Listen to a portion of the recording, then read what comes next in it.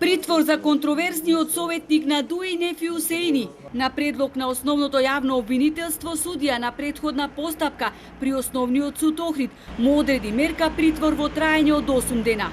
Иако според кривичната пријава, Нефи Усеини, но и неговиот брат се товарат за сторени кривични дела, насилство и неовластено држење на оружје или распрскувачки материјали. Засега, според материјалните докази и исказите на сведоците, тие одговараат само за насилство. Според правните експерти, станува збор за тешко кривично дело, за кое следи казна затвор и до 5 години.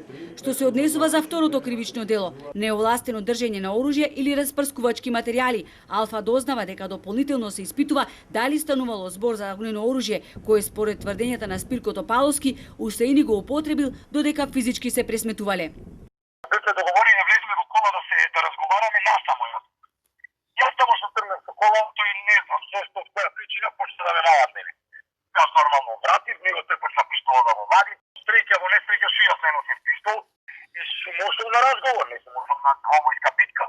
Најмногу мене ме боли тоа што се случи околу син ми, значи надвор пред хотелот Јули, каде што имаше надвор на камери, имаше така да сите прашања и одговори носат кон камерите, да сега ќе видиме.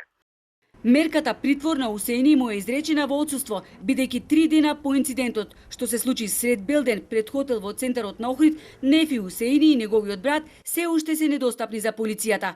Иако добро упатени извори сведочат дека советникот од ДУИ во текот на вчерашниот ден имал контакти со одредени лица, токму во градот, полицијата се чини го бара за да не го најде. Се превземале велат мерки за нивно пронаоѓање. Во телефонскиот разговор вчера, Нефи Усеини не само што демантираше дека со кундак од пиштол го мавнал Топаловски, туку тврдеше дека воопшто не носел пиштол и оти на Топаловски му поделил неколку тупаници само затоа што го навредувал.